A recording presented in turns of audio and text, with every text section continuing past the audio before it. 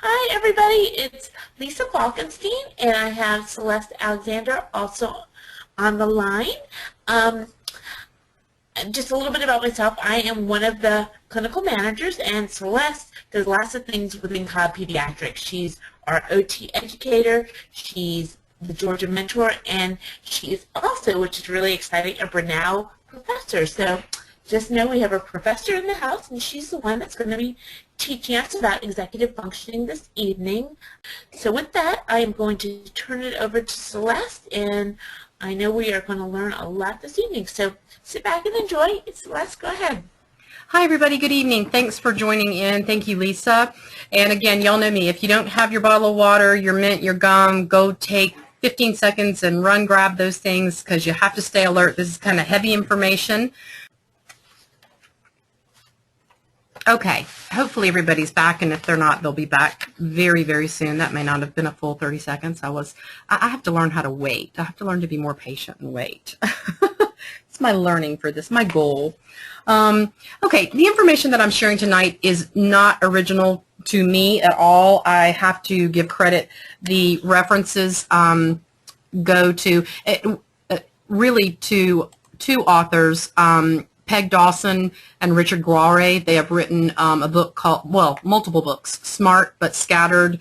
They have it for teens. I think there's even now maybe adults, children. So the bulk of the information that I'll be sharing with you tonight is credited toward them and their text, their book. Also, I had the privilege of taking part in just a workshop of some clinicians who had presented at ASHA, which is the American Speech and Hearing Association, a couple of years ago. So I have some of the information I'm sharing with you comes from them, Sarah Ward, Kristen Jacobson. And then long ago, because I'm an ancient OT, I went to a Marty Burns conference. And hers was called the 4As, and it was really more about autism, Asperger, auditory processing. But there was obviously some executive function information that she shared there as well. So I pulled a little bit from there. And then also just through experience, I had worked at a school here in Atlanta for a while that was completely for students with dyslexia, who the executive function piece and the dyslexic student sort of go hand in hand. So working with them one-on-one. And then also another great website that I found actually this year, it's called understood.com. It's just the word understood.com. It's got some great information that I'll be sharing with you as well. So again, just sort of summarizing and putting things together for you tonight. So does this sound familiar to you? He's so smart, but so scattered. You know, I sent Celeste to her room 15 minutes ago to clean up, and she has not done a thing. She's like laying on her bed looking at the sky.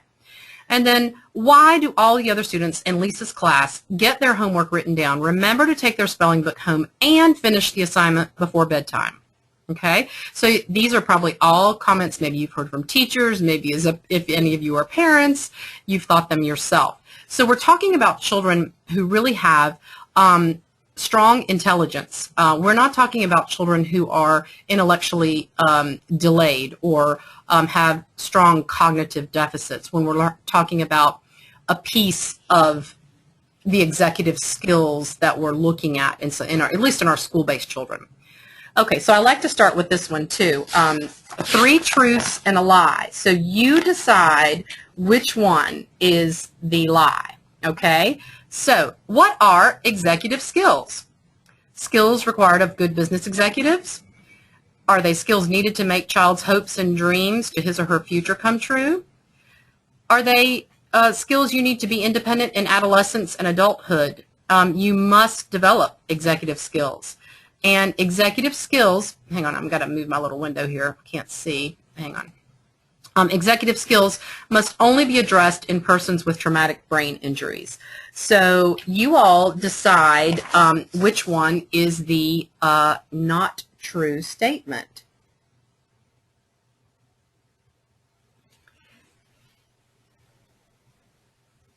And drum roll. And you know what, Lisa, I forgot we did a poll for this last time, and I didn't. I forgot when we were talking about it. I forgot to do that.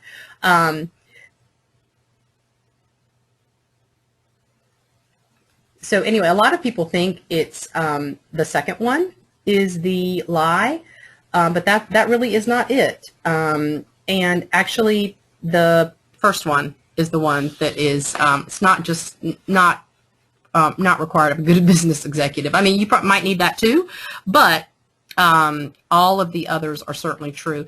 And if a child cannot have hopes and dreams, they can't function. What the text tells us, that our executive skills are really what your child needs to make anything of their hopes and dreams for a future. They have to have those planning, those initiation, all of the skills we're going to talk about to help a child's hopes and dreams for his or her future come true. And I'm not trying to be sappy and flowery this evening, but they really have to be able to function to some level of independence to get to those dreams of their future.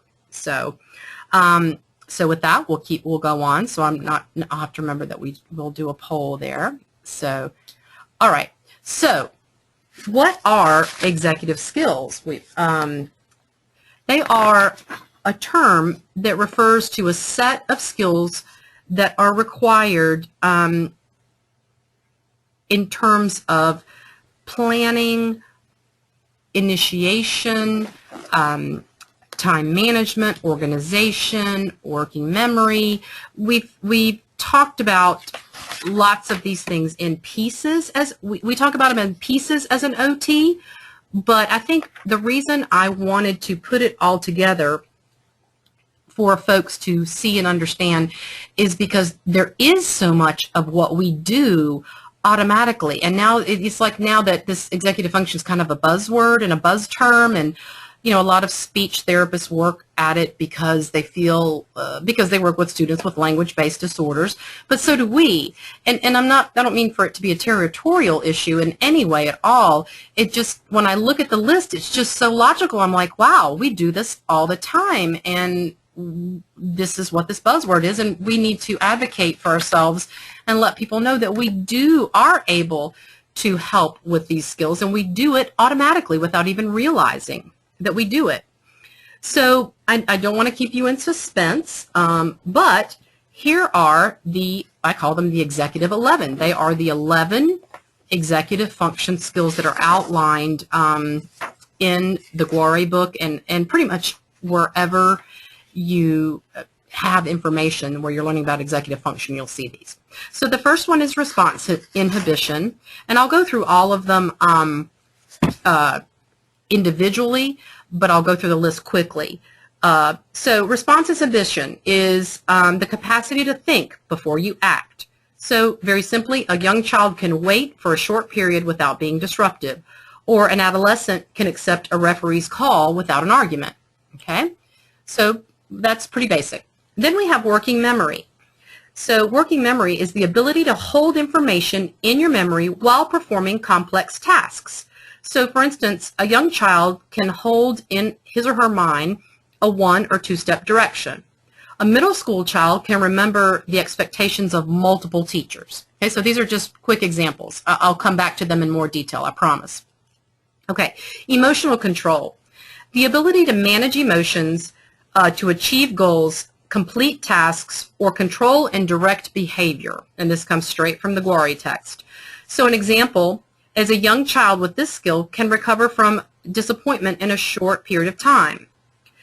Or a teenager can manage the anxiety of a test or even a game, a sports game or something, and still perform. Okay, and how about adults too? Forget the adolescents. I think about that all the time.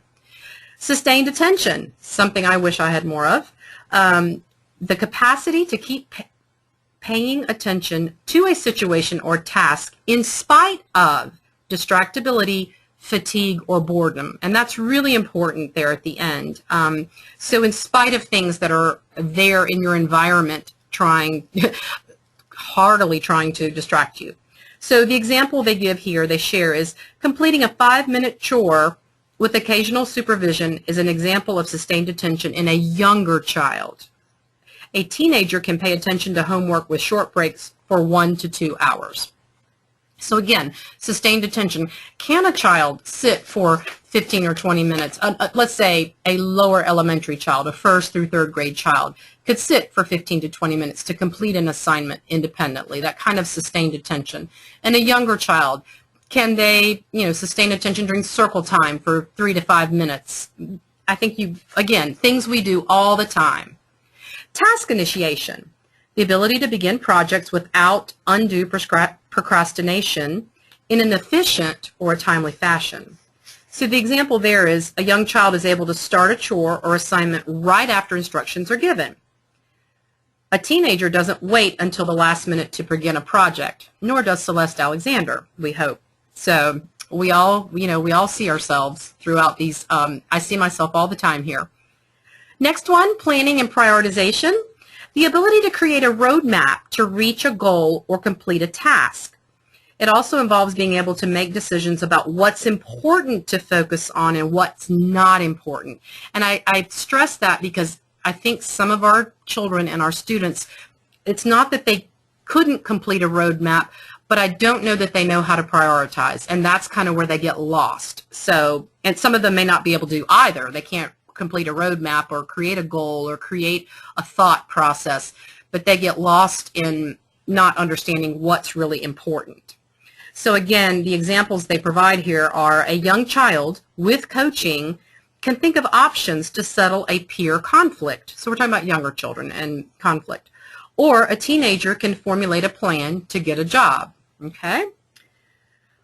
All right, straight out, organization.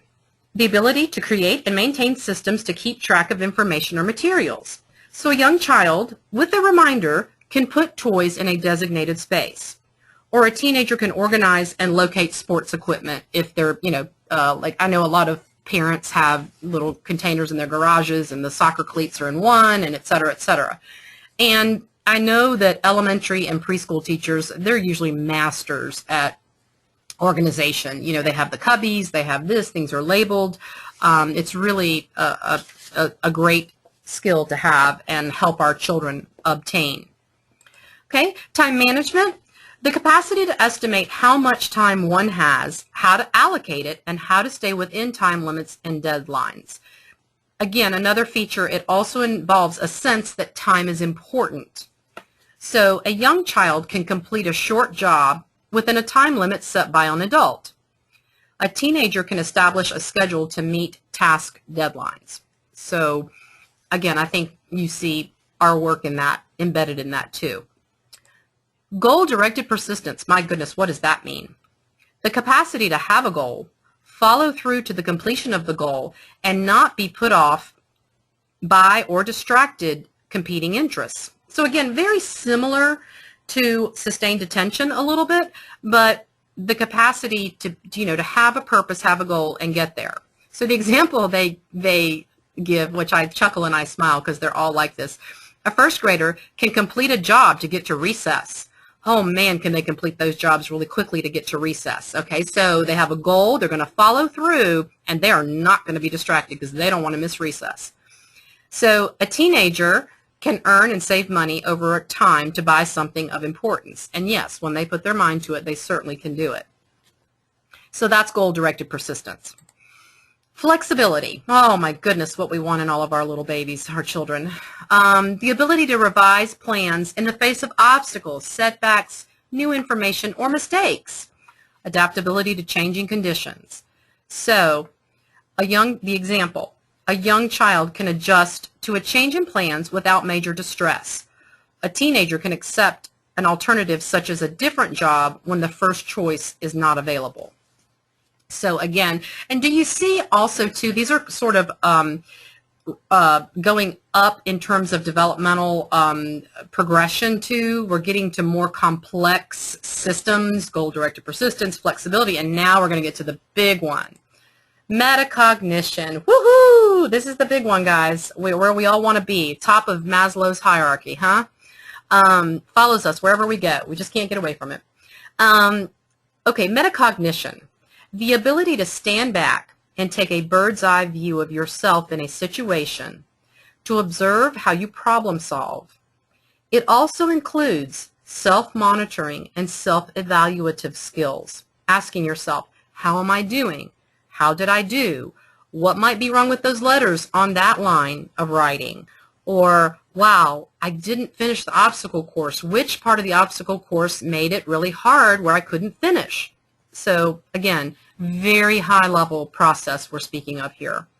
So the examples that are provided for us are a young child can change behavior in response to feedback from an adult. So again, seems like a pretty simple process for us, but in terms of a younger child, that's a really higher level function for metacognition.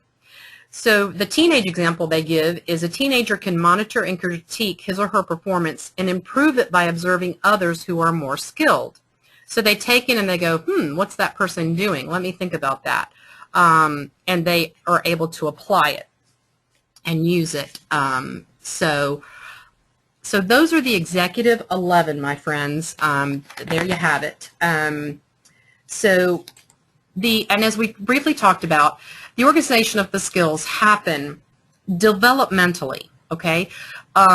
And you saw things, we started with response inhibition. We know that's our little ones. We start young for that. Also, we want to look at functionally what they help children accomplish, okay? And then what we also need to think about is if you understand the developmental order of executive function skills, you don't waste time fostering them a skill at the wrong time. So, are we going to be working at, on metacognition with, I don't know, a 2 or 3 year old? Probably not. We're going to be working on response inhibition, working memory, emotional control. We're going to be working on those, I don't want to use the word baseline, but they feel like baseline skills. So that's kind of where we're going. So I hope that makes sense. So out of the 11, we really look at 2 dimensions of executive functioning skills. So we think about the ones that are actually our thinking cognition, which are working memory, planning prioritization, organization, time management, and metacognition. Okay? Then we look at a different list of the doing behavior. Still the same one, response inhibition, emotional control, sustained attention, task initiation, goal-directed persistence, and flexibility. So here's the showing part, okay? This doing behavior is what we see. Sometimes we can't always see the thinking cognition piece. We need a product to help us, see how these processes are working. So, again, all right, so this is when I went into detail to each one, but I'm just going to quickly, I sort of went through them a minute ago, so I'm going to quickly just buzz through these. You'll have the PowerPoint, as Lisa said. These are the same exact examples that I gave you, and I apologize that I did them without going through the PowerPoint, but I'm trying to, there's so much material, y'all, that I want to try to get through as much as I can. Hang on. Okay, let's keep going. Thanks for your patience. Oh, take a drink of your water, have your mint. If you need to stand up, this is the time to do it. Okay, time management, goal-directed persistence. We went through that. Okay, I'm coming, y'all. I promise I'm coming. Flexibility. I have these cool animation and graphics, and sometimes you put them in and then you can't get them out again when you don't want them anymore. You think it's fun and then you can't get them out. Okay. All right, so let's talk about when do executive function skills develop? All right, at birth. Some of them are really potentially, they are innate. They're hardwired, okay? So let's see, okay. So infant research tells us that response inhibition, working memory, emotional control, and attention all develop early in the first 6 to 12 months of life.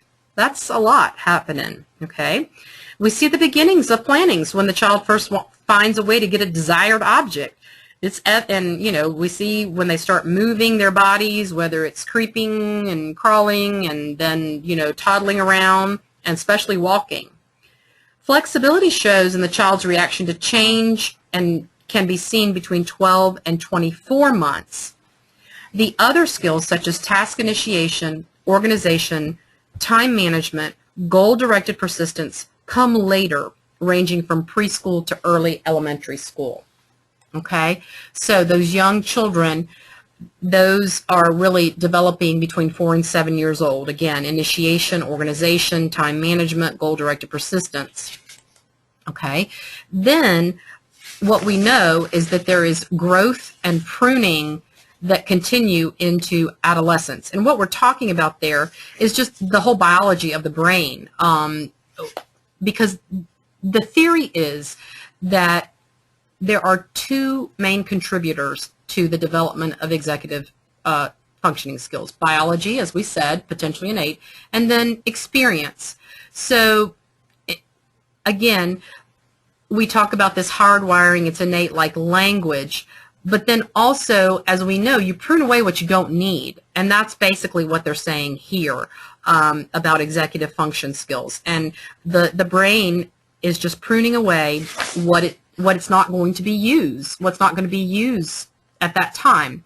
So, and it says through pruning that the child consolidates mental skills with the gray matter connections that are not needed or used dropping away. So we're talking about a lot of this happening until the age of 11 or 12. So a lot of that pruning, that gray matter just, not being needed, so it goes away, and the brain is making room for what it does need. Okay? Now, and I know we've talked about, I think we all have read studies and information where we really feel like it takes 3 decades for full maturity. We've talked about even, late adolescents, people in their 1920s, up to even 25. Now that some studies are even saying up to 30, that we still need full maturity for that frontal lobe to develop. And I didn't say this out loud, but again, we know that the executive skill piece happens in the frontal lobe of the brain. So a little bit more what I was talking about. So the big thing that I want to share with you that was helpful for me to understand is that what we can do for our students and our children that are having difficulty is we lend our frontal lobes to those children with no extra charge, with my smiley there. And I'll share more about what I mean about lending your frontal lobes. We'll talk about support and scaffolding and helping them build without giving them too much. It's a delicate dance, but we can do it. Okay, so here's a little bit more on lending those frontal lobes. Oh, and the little sunglasses on the front, on the very first slide, I won't go back to it now because it's far, but we also have to give them a visual framework. So when we're lending our frontal lobes, we've got to give them the glasses too. We have to help them have that framework. So as we're lending our wonderful frontal lobes, there are times that it is a direct behavior. We have to either model it, say it, or do it. Depending on how it happens. Okay, then there are times, and we're talking probably about early on in a child's life where we do a lot of this more direct kind of behavior, this direct sort of teaching. Then we would link behavior together. Okay, so we help them link one experience to the other and why it might make sense. Okay. And then what this does, all of this together, this lending and this linking helps control emotions and behavior, okay, for our children. Then what we do as therapists is we observe, we assess, and we fine-tune our strategies and behaviors. And then we have to teach our children to do the same thing. Okay, so remember it talked about that metacognition, that self-awareness, and I know as I've gotten old and gray now, I do try to do that. And today I actually had an experience at one of my fieldwork sites, a 20-something-year-old young lady who has an intellectual disability. She has been in this afternoon program for, I don't know, 2 or 3 years. She comes 3 days a week. Every day at 2 o'clock, they cook. They know the routine. They were making something with blueberries today. And she walked up to me, and she had blueberries on her hand. And she said, "What am I going to wipe my hand with?"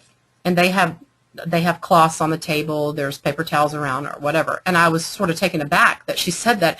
And my first instinct was to go, and I stopped myself and I was like, no, Celeste, be smart, be a good OT here. And so I said, what would you do if you were at home and your hands looked like that? And she automatically said, oh, I'd go wash them. So I was trying to link the behavior and link the experience. And I was also trying to have her think. And I said, the reason I said the way that your hands look is I wanted her to be aware of what was really on her hands. So sort of a dual action. So I hope that that's with an older, someone who is in the 20s, but developmentally probably, an adolescent, if not a older child, in terms of development. So, all right. So the big question, y'all, big question. How do I know how much lending of my frontal lobes is needed? So let's think about it. With it, just like we think about anything else as school-based OTs or OTs in general, and PTs. Sorry, PTs, if you're on the line. Hello, thank you. Is the student generally meeting expectations at school? So that's just globally. That's what we're going to look at.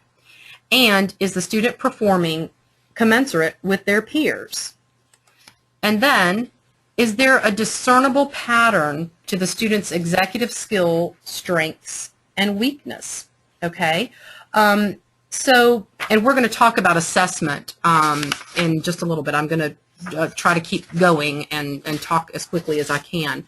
But another person that I wanted to just quickly mention before I forget is Russell Barkley. He's also kind of a guru with executive function, attention, ADD, ADHD. So I wanted to definitely mention his name too. And he is really, he's a researcher, and he fundamentally believes that executive function, the dysfunction of not being able to use our executive function skills is, he feels like response inhibition is key among a lot of our, I won't even say younger, but a lot of our children, elementary school aged, our ADD or ADHD kids.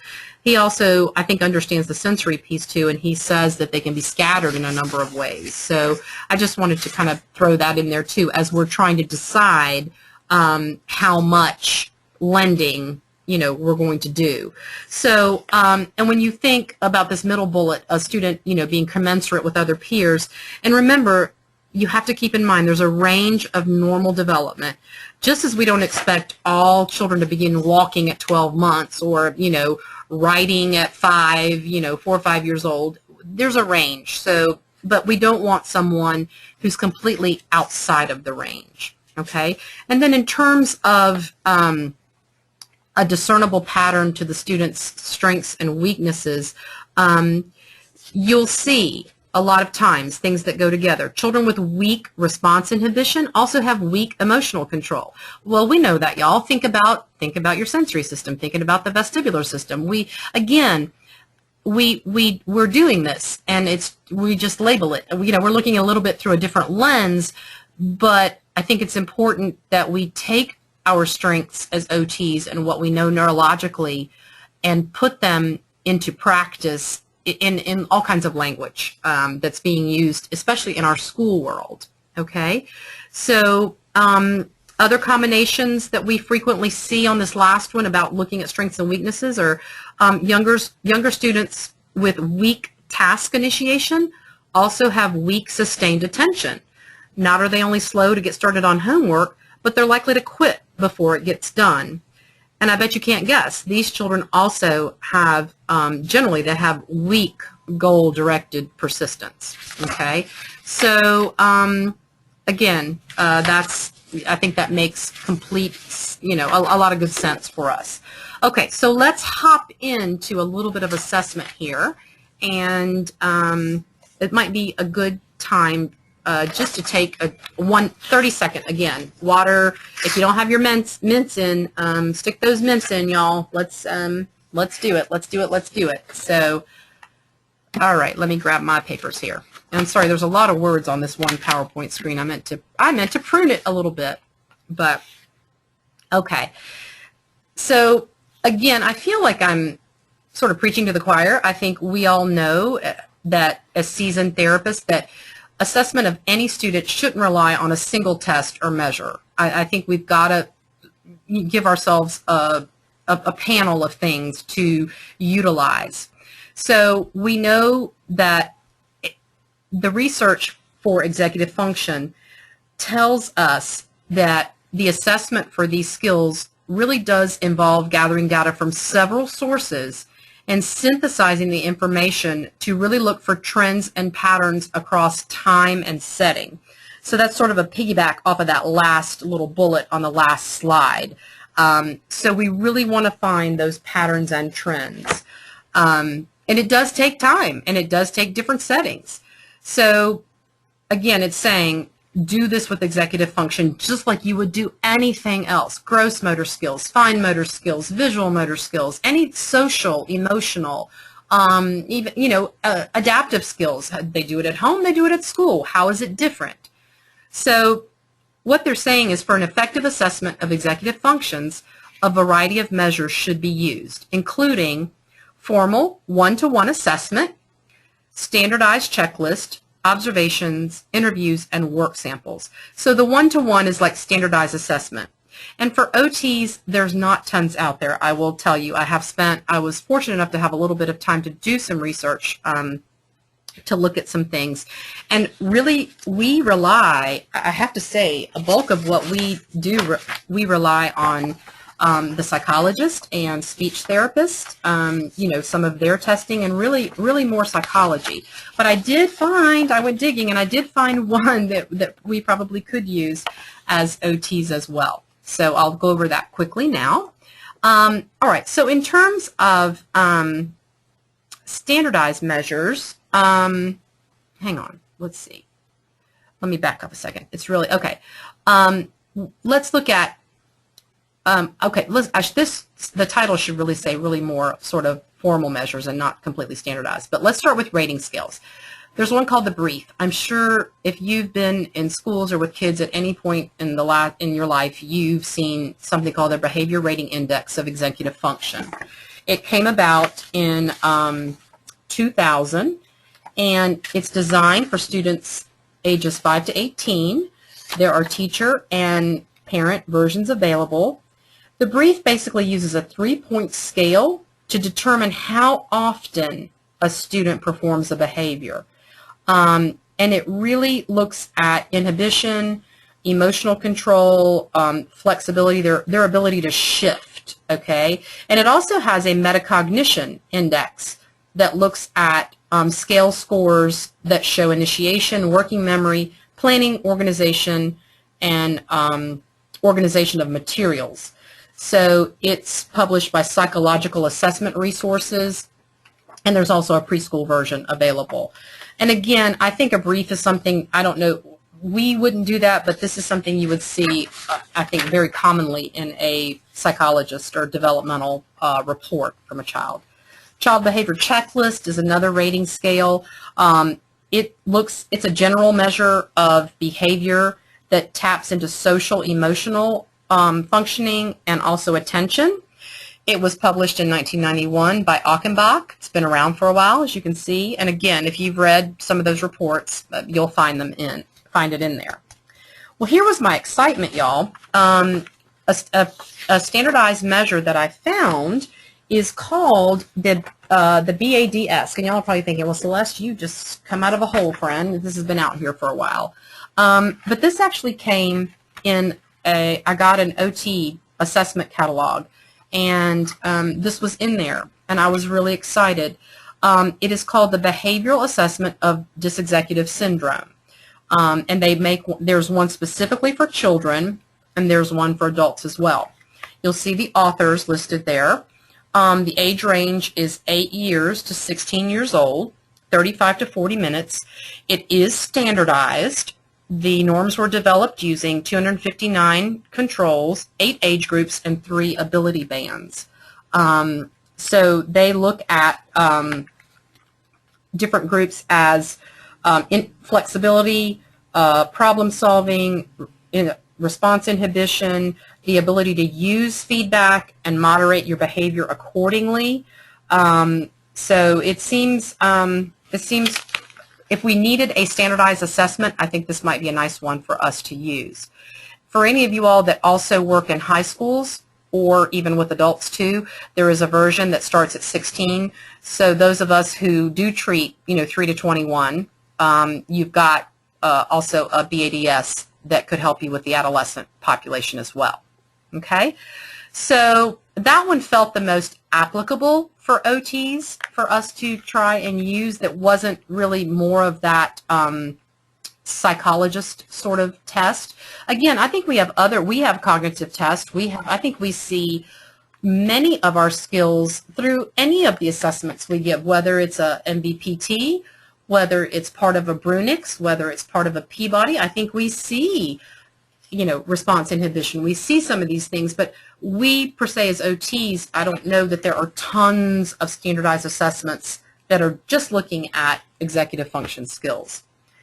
So to finish off a standardized, tell you a little bit more about the standardized assessments that are out there that you might see, the NEPC 2, student ages 3 to 16. This is an individually administered battery.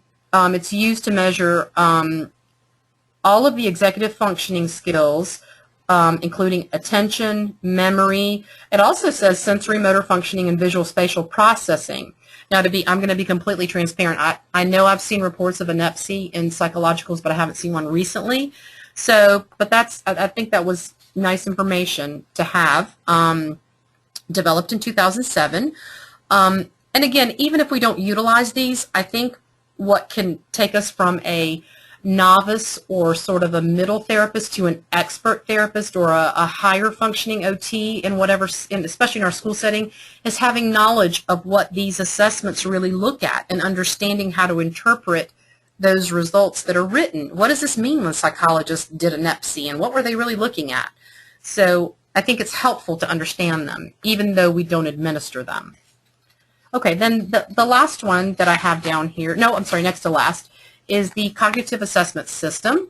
It evaluates planning and attention, and it uses 6 subtests to evaluate performance, basically in those 2 areas of planning and attention.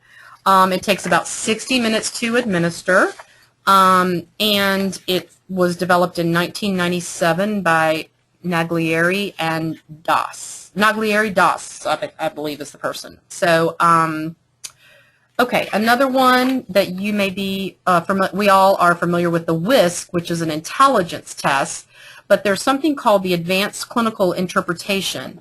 So this basically is, they call it a potential screener, and it helps them with even research related to executive functioning because of this reason. This index uses 4 subtests, and what they do is they try not to get the subtest to overlap and contribute to each one of the indices that they're looking at. So they use different types of, what's the word I'm looking for? The way that they, oh gosh, Celeste, the word is gone. Oh, okay, I'm just going to read it and y'all can help me. Different answers. So there's multiple choice. Sometimes there are mazes. Sometimes there's something where you span forward. Sometimes they're random cancellation types of activities. So they are trying different, media, different indices, measures that don't overlap so they can get a better, research, the quality of research and, score. And then they hope to take each one of those clinical groups, those subtests, which they didn't tell me what the exact 4 subtests were, and do research, clinically based research from that. So that's what the WISC is doing right now. So, and then, so if we leave standardized assessments, and I hope y'all are with me. I know it is 8:15 and this is heavy stuff. So thank you. I thank you for hanging in there with me. So we're also, the literature is recommending observations and interviews. And we do, again, we talk to our teachers, we talk to our parents, we interview them. when you're in the classroom, what they're encouraging us to do is to observe and interview both the students and the teachers. Students, obviously, if appropriate, but even if they're younger children. And I've said this, I think, in other webinars, and I say this to the burnout students all the time. Don't be afraid to talk to the child and ask the child what they like, what they don't like, what you need to know. Granted, you are the OT. You have to have the clinical judgment to know whether, okay, is this completely valid? You know, do I know this? You know, the intellectual level of this child. You have to use your common sense, but it doesn't mean that we can't talk to them like we might talk to an adolescent or an adult patient or, you know, client we might be working with. So what we're trying to do, what our art of being an OT, is we're going to look for activities that will show the students' ability to really organize, plan, use their working memory, show initiation, changing tasks, that flexibility, and other executive functions. So we have to be the artists to figure out what those activities can be.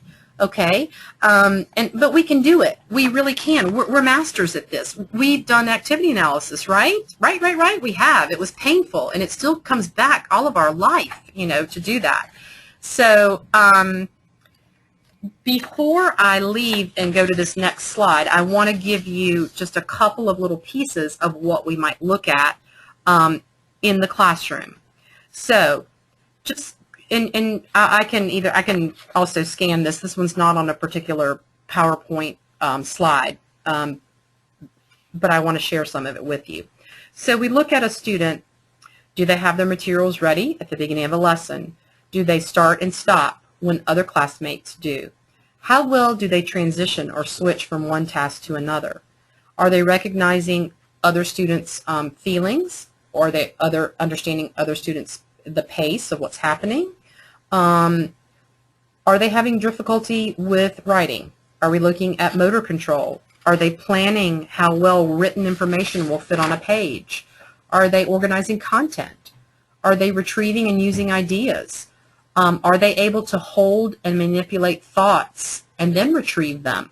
Okay, so those are just little ideas. Okay, so you can even break it down in more detail. You can look at math. You can look at reading in terms of math.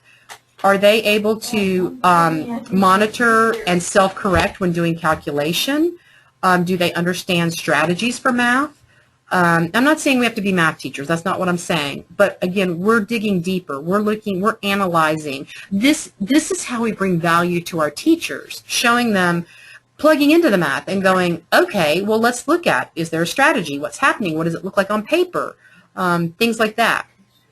Reading, and we see this a lot, and you're going to see speech therapists look at this too, but a child difficulty with reading skills, can they plan, recall, can they use any kind of decoding strategy? Do they read fluently?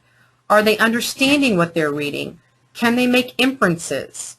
Okay, so I know that we don't teach that, but if you're working with a student that has a reading passage in front of them and maybe you're doing some writing related to that reading, that you might listen to them read and you might figure out, oh, they don't really understand what they're reading.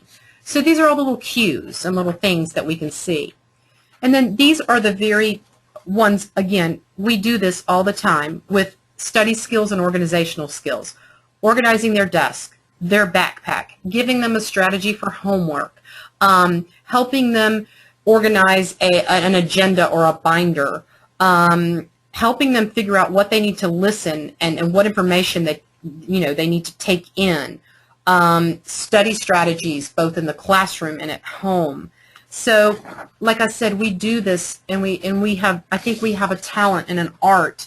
And I don't think that I'm not saying we should be boastful in any way, but I think we should hopefully be able to plug in and be a support, a strong support in these areas when we are called to help a child through our related services. So I hope that makes sense.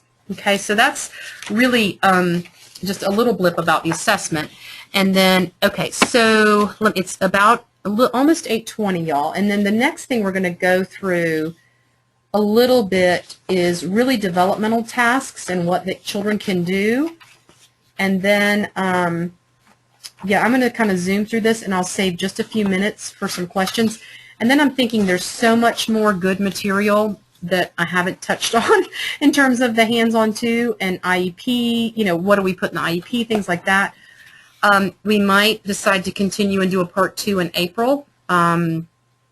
So we can sort of check with that at the end. But let me quickly just run through this next part for you. So as we're looking at development and tasks related to executive functioning skills, so we talked about this a little bit, okay? So preschool, can they run simple errands? One step, bring me the book, please. Can they tidy their playroom or their bedroom with a little bit of assistance? Basic safety awareness, don't touch the hot stove, don't run in the street. Okay, very simple, okay?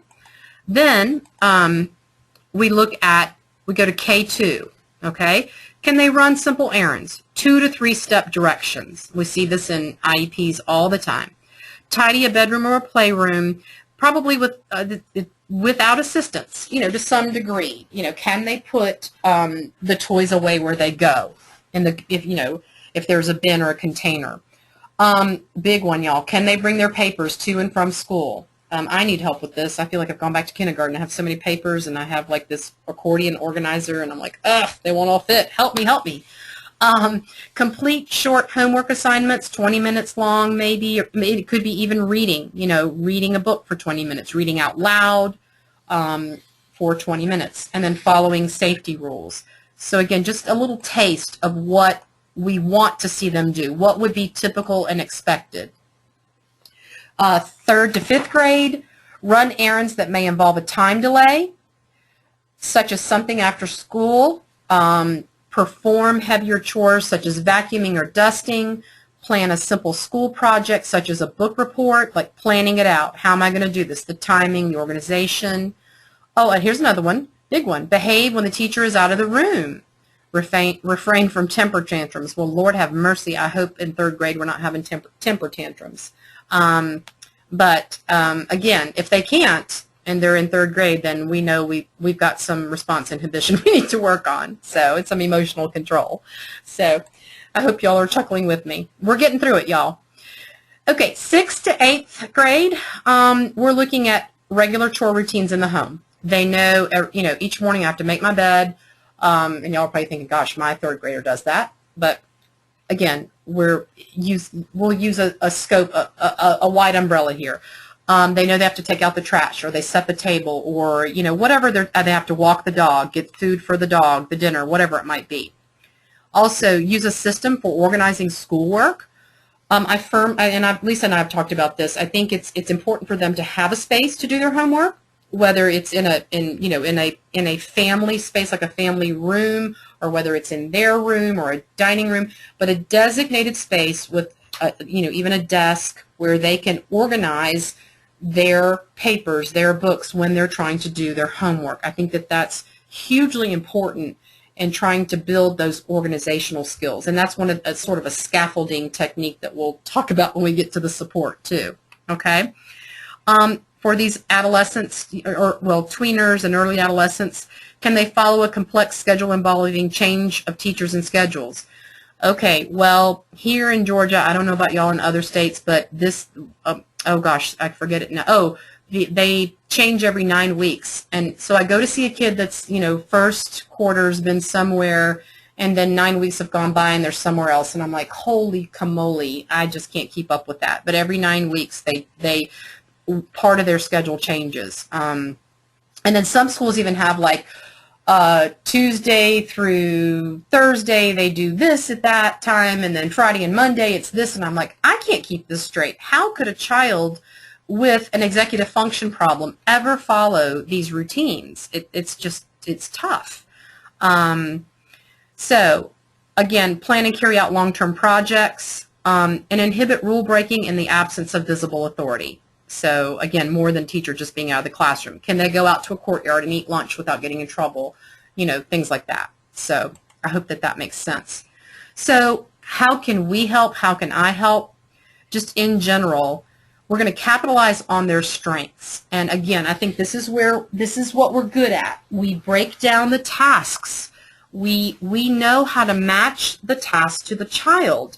This is, and if you're young and you're a novice person, you will get better at it. I promise you. There will be little things that happen. You're like, oh, that's, that's how I can break it down for this child. Sometimes, again, you have to talk to the child themselves. If you can't figure it out, what was hard about that? What made that easy? I do it all the time sometimes, just to maybe even just validate what I'm thinking. And also, I think it helps get that intrinsic and that internal motivation in involvement with the child as well. And when we're addressing weaknesses that we might find, you have to take a systematic approach. Support, foundation, scaffolding, and we'll get into even more of that. And again, when we talk about future glasses, and this is the beginning of where I was going with the sunglasses and the visual image earlier, I sort of gave you a little hint. We have to start with the end in mind. Okay, sometimes we might give a child a finished product to look at, or if I think good teaching tells us that if we're doing a project of some kind, whether it's a craft or whatever it might be, we should have a finished project there for them to see. And then, not that they're going to copy it, but I think they've got to have that in front of them to know what's expected, what it's going to look like. Because many of our children these days don't have this lens. They don't have the visual images that come with what we think, they might have or what would have come. Okay? So that's why I say we have to give them the future glasses. The visual image is very, very important, and starting with the end in mind. Backwards chaining. We do this a lot in OT. So we've got to think about those strategies as well, too. Okay? All right, and then I just want to give you one more. I want to give you the rest, but I'm going to give you one more. Okay, so here are 10 quick principles for improving executive function skills. We're going to teach deficient skills rather than expecting a child to acquire them. It's not just going to happen. The children don't have the baseline to do it. The scaffolding approach is, think about an artist or a painter or someone working somewhere using scaffolding. They start from the bottom and they build up, and it's supported. We're going to support them, okay? So we have to give them some kind of a basis to jump off and work from, okay? So another example of a scaffolding approach is if you have a child where you say, go to your cubby, get a piece of paper and a pencil, and they get up and they go, but then they totally get distracted by someone else, or there's something in the room, or they see, I don't know, a puzzle's out or whatever, and then they get to the cubby and they're like, oh, wait, I don't even know what I'm supposed to get when I got here. So a scaffolding approach would be to join them, to help to teach what you need them to know. So you walk with them, you don't let them get distracted, you give them, they've got a goal, helping build that goal, persistent direction too, and then maybe when they get to the cubby, what were you supposed to get? Can you tell me one thing? Maybe they can, maybe they can't, and you help them process of what they were going to get, and then you go back. It takes time. I'm not saying you do that every time, but we can't all of a sudden just expect our children to be able to do that if we know that there's a weakness there. We have to provide the support and then gradually fade that scaffolding and fade that support. Okay? So the next one, when we're doing this teaching and this scaffolding, we've got to consider our child's developmental level. Yes, this child might be in 6th grade, or this child might be in kindergarten, but is that really where they are developmentally? It's very important to know that. Also, I think we have to move from the external to the internal, and what that really means is having external influences. If it's an external influence that's causing the distraction, we have to help eliminate that. And also, another way to think about it is we have to, again, we talk about, I think I'm sort of saying the same thing as I did on the first bullet. When you teach your child not to run in the road, you don't just stand at the corner and go, okay, don't run in the road. you went with them. You held their hand. You walked across. So sort of the same example as I gave with the going to the cubby. You go with them, okay? So again, and you can fade away. Like instead of being with the child when they are writing an assignment or even at home brushing their teeth, you just give cues when they're ready. So you provide a lot of external support, and then you can move to more internal. And so what they're talking about, the internal, is where they can figure it out, where you're just giving the cues, like I said, where it's just a cue to remind, okay, well, it's time, you have to go to your cubby, tell me what you're going to get. And they tell you, they go get it, and they come back. So that's more of, they're working internally, okay? So we have to help them get from having lots of external support to being able to do it internally. And again, if you think about it, that's how if you think about that developmental continuum and metacognition, that's what it's really all about. Okay? So it says also too, remember the external includes changes to the environment, the task, or the interactions. So again, it may not just be the verbal. We may have to change the environment. We might have to modify the task completely. And again, we're thinking, Celeste, this is what we do. This is OT. And it is. It is. So that's why I think it's important for us to understand the packaging of what some people are calling some things and what we innately do in our jobs every day. This too is a great tip, using the phrase rather than fighting the child's innate drive for mastering and control. So really just using the word, would you rather, what's the example? Would you rather do your writing, or would you rather do writing or puzzles? They have to make a choice. Instead of, if you give them a sense of control, a sense of choice, you're going to have less fight from the child. Okay, and let's see, and if anyone has ever parented a 2-year-old, you know how this, what they can do. We want them to feel successful. We want to support them. We want them to feel as if they have some control. So we build the choices. We decide what the rather is. We know what we have to get done. We know whether we have to get fine motor or visual motor or gross motor. We know what we have to get done. But the child doesn't know that. I mean, they think, oh wow, I'm going to have a choice in this. So that's another great little tip, which I'm sure all of you already do. So modifying the task to match your child's capacity, maybe breaking it down into small steps, using incentives to augment instruction. I am not beyond bribery, whether it's a hug, whether it's a smile.